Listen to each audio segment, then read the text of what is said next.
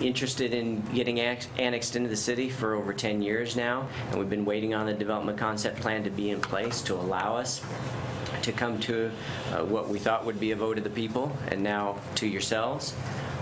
And so it meets all of the criteria for annexation, and I would encourage a yes vote on that, and I'd be happy to answer any questions that I can. Any questions? No, sir. Okay.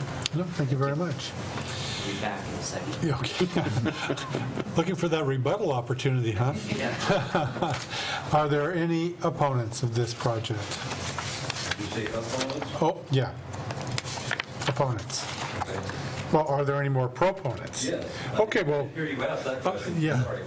Sorry about that. Again, I will try to enunciate. Once again, Daniel Webb, 1864 North Redwood Street. First of all, I want to say that I am in support of my neighbors annexing the properties because I do recognize the city needs to maintain a reasonable inventory of available lots and homes. I do, however, want to touch on one point, and it's been touched on several times tonight, and that is the neighborhood meeting.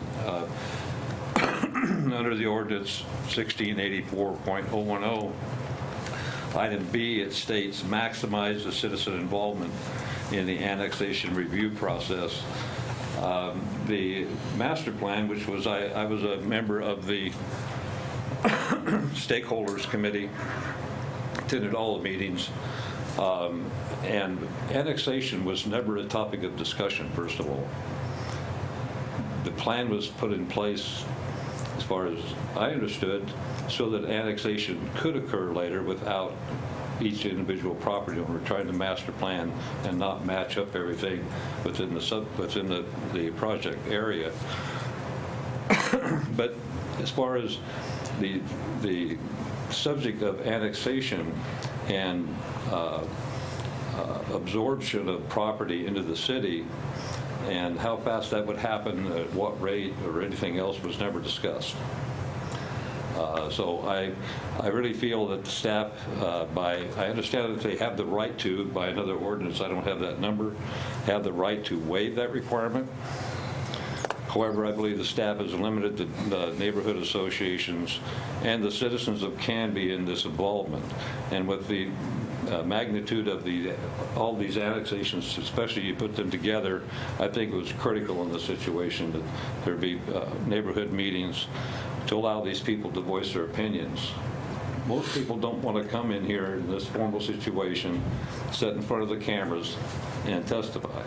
They're not comfortable with that, and I'm sure you're aware of that. So neighborhood meetings are very relaxed, very informal. People can ask questions. So I think you missed the boat here on this one. So, but again, I'm in favor of this annexation. I just believe that the staff missed the point of maximizing the citizens' involvement. Thank you. Thank you. Are there any more proponents? Any more opponents? Anybody that would consider themselves neutral on this matter? You have an opportunity for some rebuttal if you want to take that opportunity. Okay. Then I'll close the public hearing portion of this. Brian, I do have a question though. Do we have to consider these separately? I mean, because I think it's going to be yes, we need to do them separately. Separate. We did separate staff reports. I was just curious because it sounds to me like it's going to be. And one, not only did the applicants decide on themselves to do them as separate applications, and when we thought they were going to a vote of the people, they would have been put on the ballot as separate. And so we're saying that they don't touch each other, and they kind of need to be one application. So, yeah, we're doing them separately, so we need to act. All righty. So public testimony is closed. Any discussion? I have to agree that really the public meeting thing really, I think what happened is because of legislation and the way that it came down, we couldn't have figured that was going to happen. And so I think that in this instance, though, we had so many people. I was part of that stakeholders group also, that there were so many people that were involved in this and trying to get it going in the right direction. They didn't talk about annexation at that point because that was up to the landowners themselves when they were going to annex. And I think now it's a little bit more prevalent because it's going to be a lot easier on everybody to do it. I don't know that I necessarily agree with that theory, but our legislators in their infinite wisdom have told us we don't know what we're talking about. So here's where we are. So I don't know that we can really look at this and say it's any different for us. It's still the same thing for us. We're still looking at this. It's just, does it meet the criteria is really what we come down to, what I'm looking at. So, and this, you guys did a lot of work on this thing. It was huge, and trying to get that many people to agree on something, it's pretty amazing that you did it. But What's 10 years? yeah. So with that, I would say I would recommend approval of ANN/ZC 16-02 as written. Any more discussion? All in favor, say aye. Aye. Opposed? There we go. How's everybody doing? Yes, we're going to take another 2-minute break.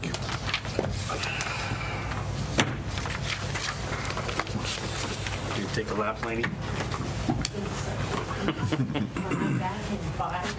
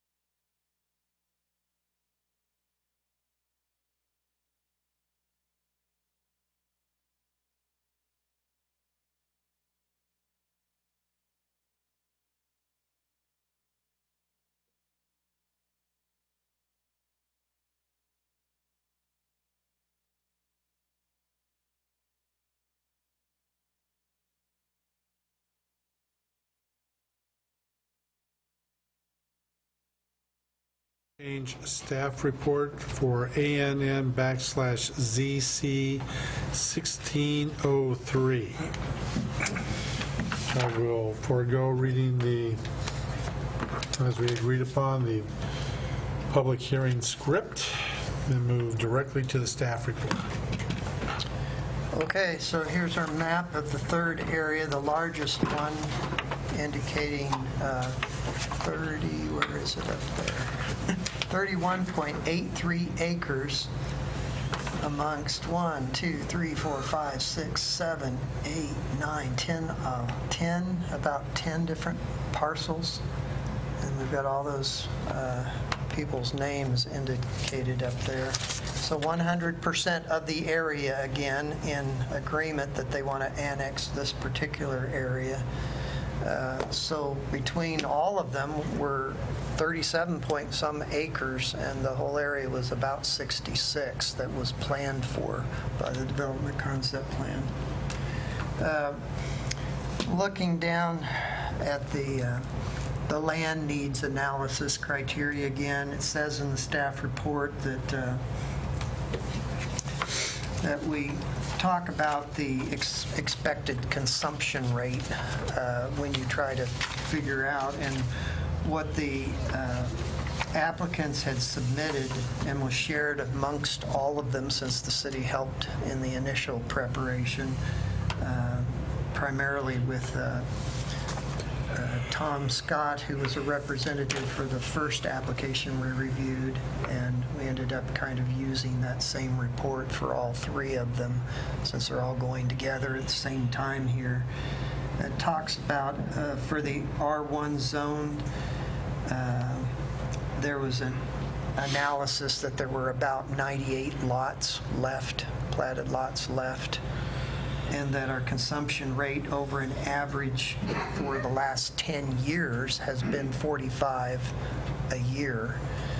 And so that indicates right there that we have less than a 3-year supply, and we have far fewer than 98 lots left now, a whole bunch fewer, just in the time that we wrote this staff report.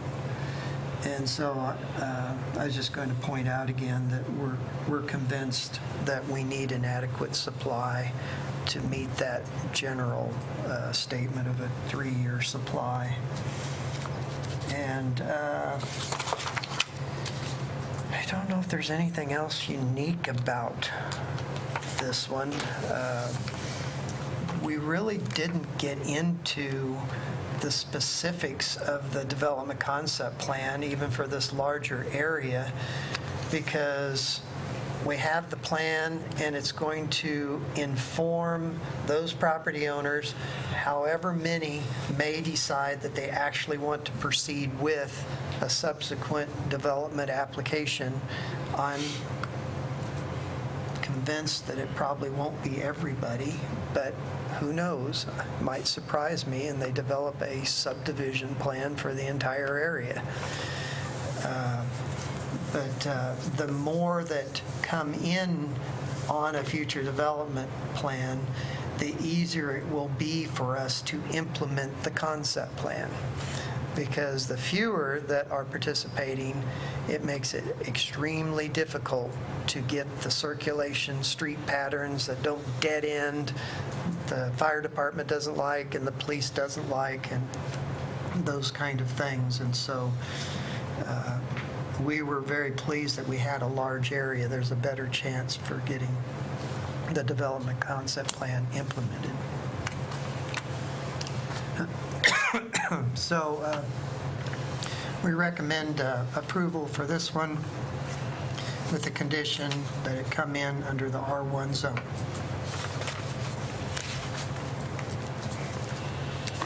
Okay. Any questions for Brian? Okay. You're up again. Proponents. See. Yeah, so I am listed as the applicant, but I represent a total of 6 ownership groups that cover this almost 32 acres.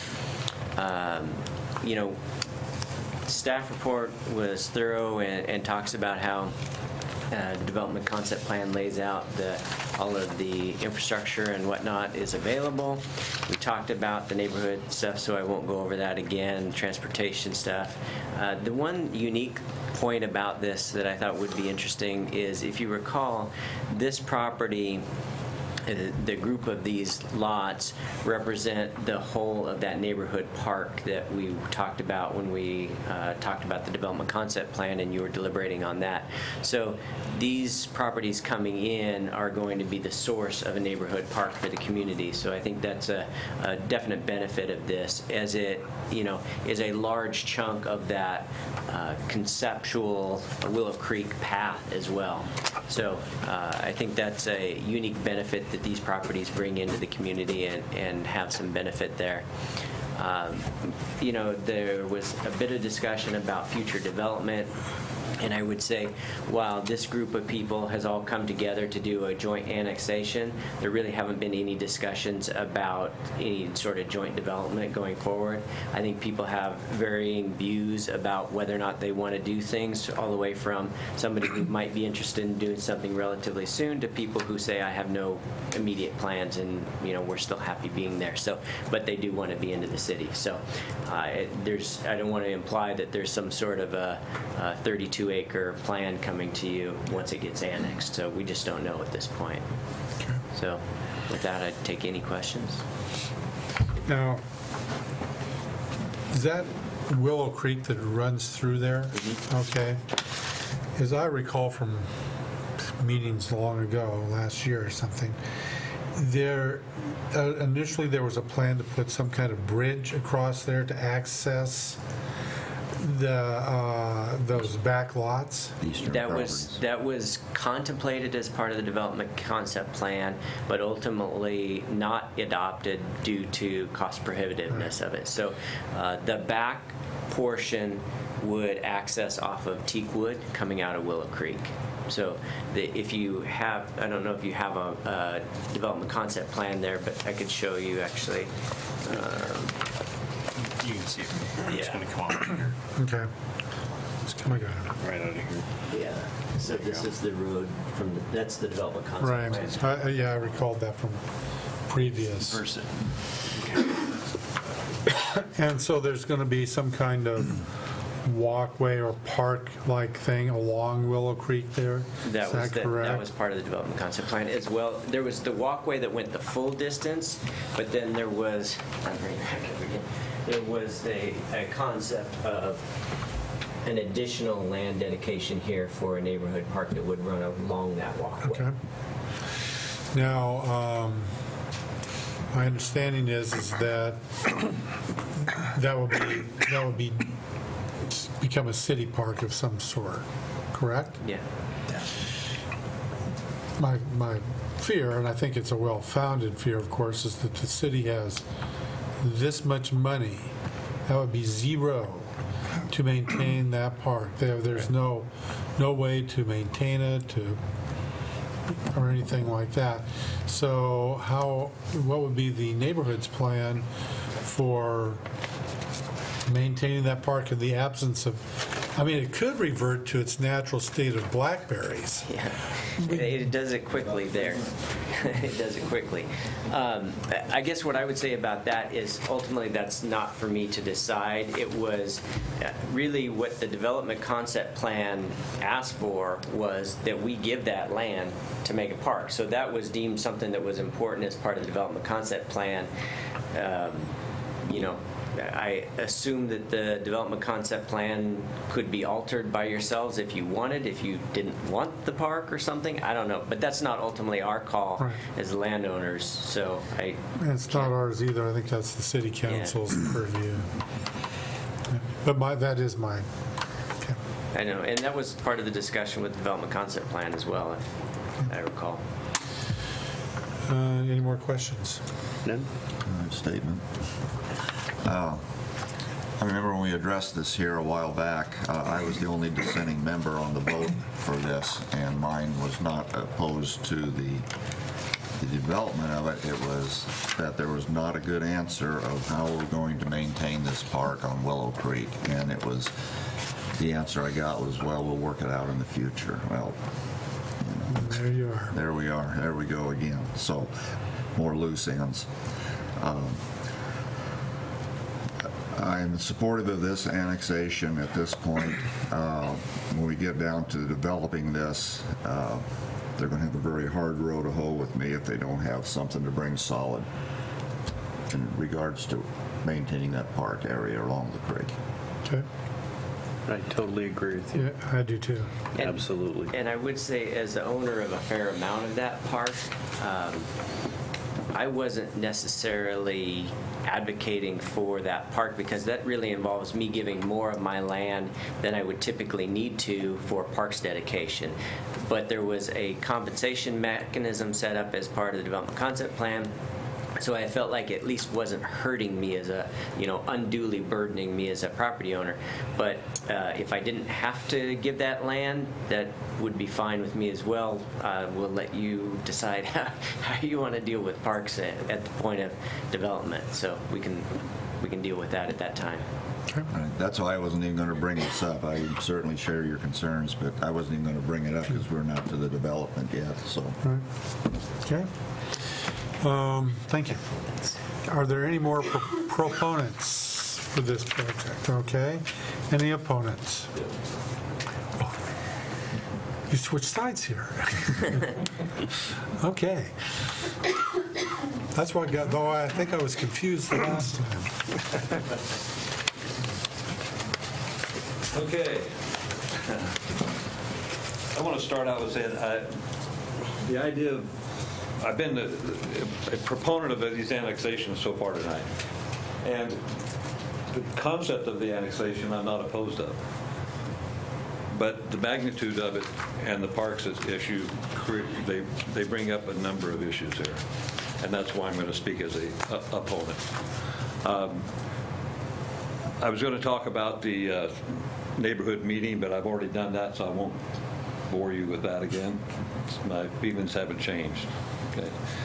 I'm concerned about property values in the city and how that affects all of us. Property values are largely based on supply and demand, and I'm concerned how they have an oversupply of lots in the coming years could have a negative impact on our property values and all the residents of Canby. The only limit on city growth is annexations. Once it's annexed, then there's no limitation as far as speed of development.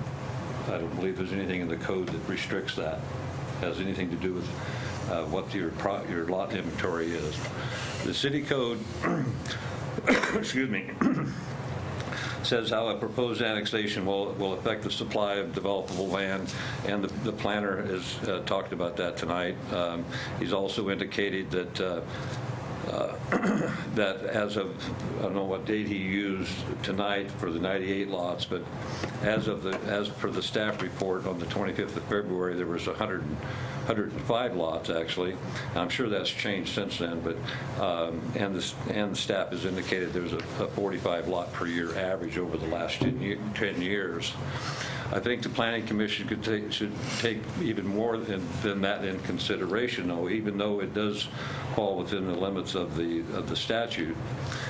And I think they should take into consideration all the properties that have been preliminary approved or are currently under development. Currently, there are phases 3 and 4 of Northwood Estates to come up. That's 43 lots. Feist Addition, which you phases 7, 8, and 9, which you just recently approved. That'll be 36 more lots. There's a 12-lot subdivision almost completed over on North Pine Street. The Mandan one we just talked about, that's 13 more. And then now we're going to start putting in this application. And with this application, we've got 31.83 acres. Staff has indicated that the anticipated net density on this is going to be 6.2 units per acre.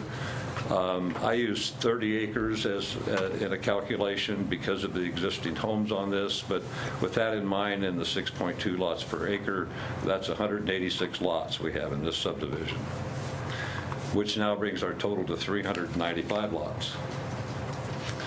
And based upon the 45 per year annual absorption rate, that's out 8.8 years. This, of course, will not account for any other subdividing or partitioning or anything else at properties that are already within the city limits. And one final thought concerning this is, based on the past absorption rate, if somebody any other part of the city needs to, like the first people that were here tonight, annex, or wants to annex in the property, for even the next few years, that's not going to be possible unless something really changes in the absorption rate. We're looking at over 6 years or more before anybody else will be able to even apply. They won't be able to meet the criteria. That is, unless for some reason you change the criteria. I want to talk about parks. You mentioned that a few minutes ago, and it's the first time I've heard it brought up tonight, but parks are very critical in this, and I talked about it a lot when I was on the member of the planning group for the master plan. And in the criteria for annexation, its statement outlining the method and source of financing is required to provide any additional facilities. It doesn't say everything but it says any. Parks are facilities, public facilities. And a curious thing came up. In the findings, it indicates the applicant will pay for the necessary costs of their own development. That's understandable. Information in our DCP indicated that most of the infrastructure and the facilities that are in the Northwood plan are expected to be built by the individual developers. That's been addressed. But the next line really got me. It says the exception is the proposed park that will be funded with shared costs of property owners. Are you ready to build a park? Is staff referring to the applicants or all the property owners in the city? I believe in parks. I really do. My property is like a park, and I try to keep it that way. But I think parks would benefit all the city and to the benefit of all the people in the city. So I believe that they should be funded by all the people in the city, not by individual developers or a few property owners. And this is just the development of the parks. You guys were talking about maintenance. They have to be built first. So we got to build them before we can maintain them. So we've got two issues here. And parks are absolutely needed. And I don't want to see my neighbors and the applicants have to pay for building a park that all the city will use. Parks are needed to be supported by all the citizens. They need to be, parks need to be supported by all the citizens of the city since they all share in the privilege like I indicated before. I've searched the city ordinance covering annexations and also covering subdivisions, and I've not found any ordinance requiring a property owner or developer to fund the development of a proposed public park in a new subdivision. If there is an ordinance there, please point it out. To summarize, we need to maintain the small town feel that we all love in Canby. This has been a discussion. I've lived in Canby for 14 years, and it's always been the head discussion, concern of the town. We don't want to become another Beaverton or Hillsborough. So we need controlled growth. We don't need an explosion. It's very possible that this 33 acres, somebody could come in, offer these people a fair amount of money, and go in there, and a year and a half, 2 years from now, we'll have 190 lots sitting out there being built on. Or even worse than that is they'll come in, they'll start to develop it, and then the economy will go south like it did a few years ago, and then we're going to have a dead subdivision sitting out there, or one that the bank owns and they let the grass grow. Well, the Planning Commission is considering this application and its magnitude. Please consider this, and I just talked about that. What if everybody were to develop at the same time? How will this affect not only our property values, which I talked about to begin with, but what about fire protection? And what about our schools?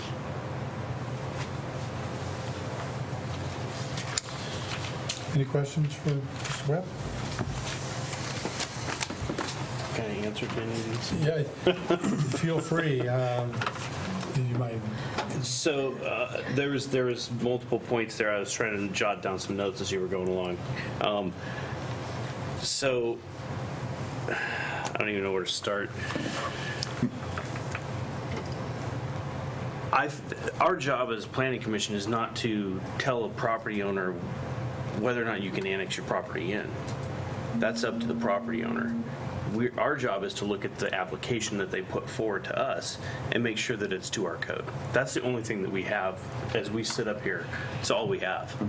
I mean, so when you're looking at when you're looking at property value, that's not up to us. It's the same thing as it's not up to us to pick commerce and what businesses are going to come into town. So we don't get to choose what business it is. We don't get to choose what a property owner does with this property as long as it's to our code. I agree with that last statement, but I don't agree with the first part, that the Planning Commission isn't responsible for the overall planning and growth of the city as a general overall. The mechanics of it, yes. You have the right to control that. In what way? I'm sorry. I'm not understanding what you're saying. I know that the applicant has to follow the criteria, and so do you. If all the points of the criteria are met, then it's a hard argument. And you'd probably be looking at an appeal. But, I mean, all I can do is state my case. The one point I don't think you can argue with is the parks. It's in the statute that the funding is required to be there. And the funding is there. The parks will be funded. How? They can build the parks. They can't maintain them. I've not heard. It's two different buckets. I understand that, and I've not heard anybody say how they can fund it. It's SDC fees. Every developer pays There's them. been no parks developed. What? All these Because new they can't maintain them. It's two different things that you're talking about. I know that. SDCs are for park development. When was the last park developed in the city of Canby? And how many homes have been built in the city of Canby in the last 10 years of paid park SDCs? Exactly. Okay, so where's the money? It's still sitting there. It's where? The SDCs have been paid. They have funding to build the parks. They're not building the parks because they can't maintain them. There's no reason to build something you can't maintain. So that money's sitting in a savings account someplace. Yeah, pretty much. Yeah, So when are they going to build parks? as soon as they can maintain them. Find the money to maintain it. It's Well, a double-edged sword. Citizens of Canby in a catch-22, where you want us to pay SDCs for park development, but you're not going to develop the parks because you can't afford to maintain them after you build them. So so maybe you need to, you're correct. So you're charging the citizens of Canby for something they can't use or will never see. So after we approve this is going to come to the city council. Yes, I know that. Please come back to them will. and talk to them. I will. Because they're the ones that they pull the purse strings. We just tell them whether or not this is I okay. understand. So This is my forum. This is my forum. That's the one I had. Well, Okay. kind of So, preaching to okay. the choir. I don't want to argue with you. and we understand it because we're frustrated by it too, and a lot of people are frustrated by it because it's kind of ridiculous in one sense that we could build a park, but we can't do anything with it. Well- So what's the point in building it? Well, before we get off the park situation, I'd like staff to address the statement in their approval. And that is, they said that the property owners would build the park. Yeah, I think there's a misunderstanding on how that's worded. And my understanding is the way the concept plan says parks will be, not the parks themselves, but the landowners are going to be those that can't develop their property because they're dedicating it as a park are going to get reimbursed from the SDCs that are collected on the property owners that Yeah, can. that's for the land exchange portion. And of so it. that's the only way.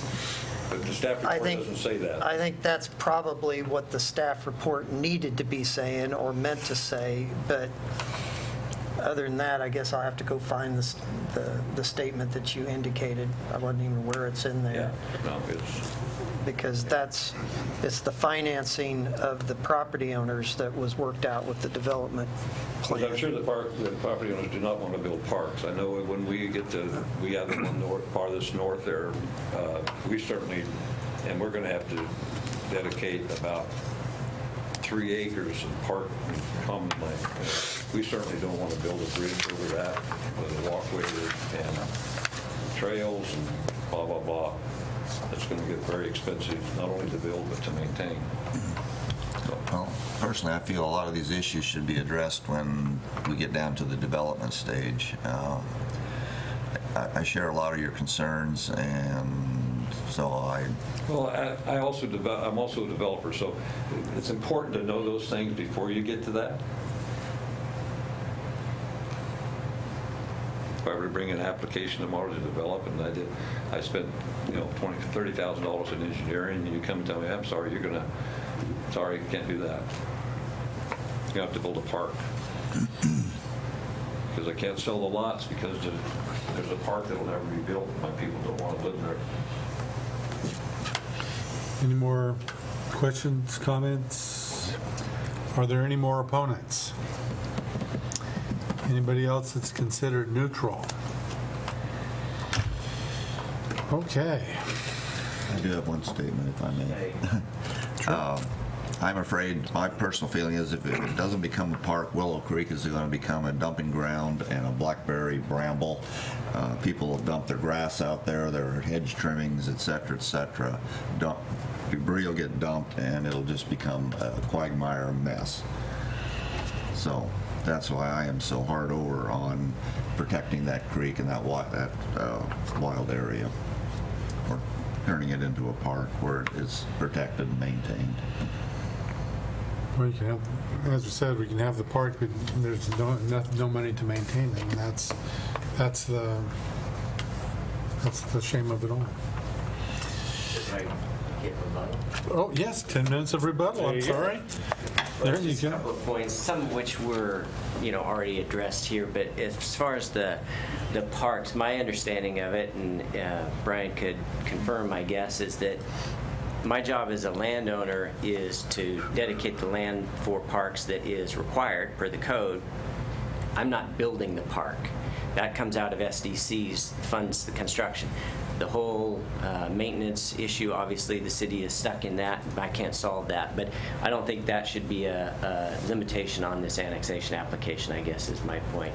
As far as the numbers on the development, the absorption, all those things, the development concept plan for the entirety of this 60-some acres says at maximum density comes up to 289 new lots. So I don't know how our 30 acres could be 180. You lose a ton of ground to the creek swale. You lose a fair amount to the park if you choose to do that. So there's not 180 lots represented by this 31.83 acres, I assure you. The other side of it is this will likely be in multiple phases for sure, but I think the stuff on the east side of the creek is very independent of what's on the west side of the creek, because the only access for that is from Teakwood, and so that will depend on the first property owner who Teakwood would come out on to develop before it could ever get down into some of the lower stuff that I represent here in this 32 acres. So I suspect that the stuff on that side of the creek is a long ways off. The stuff that has access off of Redwood could obviously go sooner, but as I said, there's no determined plan that everybody's going to come in. Daniel's right. If some big group came in and bought it all up and everybody sold it, conceptually there could be something that goes faster, but it meets the criteria of the 3-year supply right now. Brian has mentioned that he believes the number is even lower on what is available for platted lots right now. And I assure you that a 10-year average, which includes the 08, 09, 10 timeframe where nothing got done, is not a realistic pace with which we're going to be on right now and over the multiple years that it would take for this property to develop. So I think if you're a betting man, it would be that we're going to run out of stuff sooner than we're going to have too much stuff. Even if we had all of this land available to us as a community, because obviously Canby is an attractive place to live. So as far as the impact on home prices, you're right, that's supply and demand. That's not for people to decide here. Ultimately, people who want to make the significant investment to plat a subdivision are betting on the ability to sell those lots, and that's part of the business model. So as far as the parks, I think we've covered that enough at this point, so I'll leave that be. Okay. Any questions? Now I'll close the public hearing. Okay. Any questions for staff? Chairman, I do have a question for Brian real quick. The Feist Estates, from an inventory perspective, other than those 6 lots, nothing else can be built there for basically 2 years until they get the pumping station done, correct? That's correct. And so 6 lots aren't very many in terms of the supply. And some of the subdivisions, Mr. Webb is completely right in that if every one of those subdivisions, like Northwoods 3 and 4, were actually platted, but they're not even planning development there yet. So that means they're 2 to 3 years off before they would have platted lots available to sell. And that's the criteria we're currently using. The ordinance actually says 3-year supply. It doesn't say platted. And so that's something that we could change the policy. The council established the refinement of that policy because it was so difficult for us to analyze acres of zone land. It's much easier for us to analyze how many platted lots do we have in each zone. And we're not even doing that well. The applicants are doing it for us, and then we confirm, yeah, we think you're right. That's it, sir. Anything else? I don't think so. Okay. I would also like to have a statement. I agree with Mr. Webb to the extent that I think that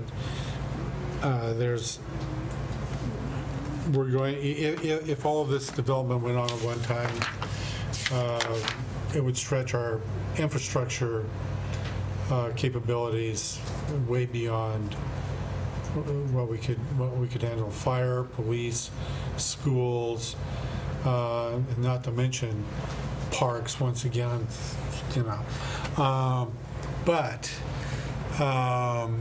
that again, after having checked with the city attorney earlier today, that I can bring it up, but it's not within our purview to make our decision based on those criteria, because I think that we're in deep trouble because we can't afford, as a city, some of these things.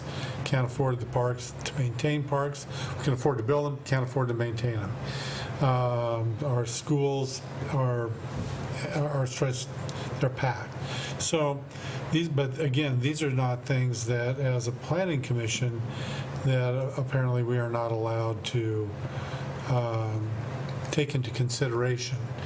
But I'm glad to have the forum that you opened it up for us there. So I will entertain a motion. Actually, can I add to that? Because when you look at that and you say we're developing, development is only going to make that budget better.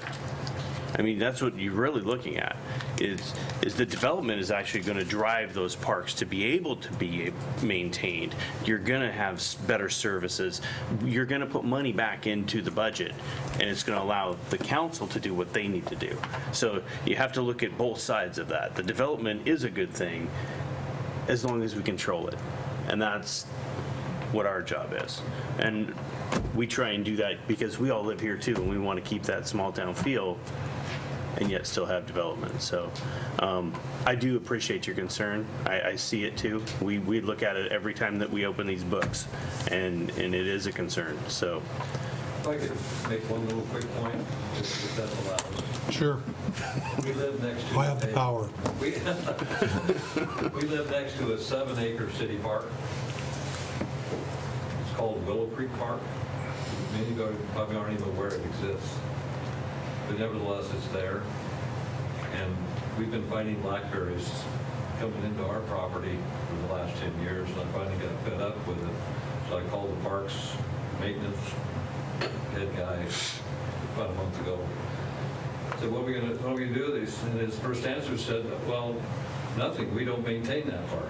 I said, well, that's the reason for my call.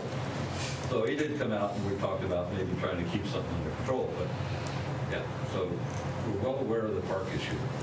Well, you either have crossbow or goats, so, and I don't think crossbow's allowed within that, No, we've got a creek going through this too. yeah, there you go. I will entertain a motion. Okay, oh, shut up. I would move that we approve ANN/ZC 16-03 as written. I will second. All in favor, say aye. Aye. Opposed? There you go. All right. New business. New business. Let me get there. Okay, new business. Ryan, do you have any new business? Nope, it says there's none. That's jeez. Okay, so final decisions. We got to do them individually again? There's only been a change in one of them, So that was and that was the 1601. first annexation, yeah, Right. 1601. The rest are, you could say, as Written. written. Okay. And then the other one, you can still sign it if you're willing to do that, because we'll take the condition out of the findings if you sign the last page. Are we willing to do that? Let's do that. Okay. There we go. My pen is ready to write. So I've you got still a- need a motion though, correct? I do. Yeah, you should probably do that. Can I just put them all together? I think you probably could. All right, Just make let's that go. one notation on the change on the one. Let's do, I move to approve all 4 of, including the change in ANN 16-01 as written. Does that work for you? Sure. Okay, I'll take that as a second. All in favor, say aye. Aye. Opposed? Great. Items of interest from staff. I'll just say that we're working crazily trying to get 2 more applications for your May 23rd meeting ready, which has to go out this week. So 2 more on top of what? On top Or of 2 these. total? We have 2 more that will be on your next agenda. I would just suggest discovering a rift in time that allows Laney to work extra hours. What are you guys gonna do when I retire? Well, we'll take your retirement under advisement, and I'd be bored. I'd be bored. okay, and interest, items of interest from the commissioners, anything that you're interested in other than going home and going to bed? No. I think Okay. that covers it. Then I will entertain a motion to adjourn. All motion to adjourn. Second. All in favor, say aye. Aye. Aye. You're adjourned. Thank you very much.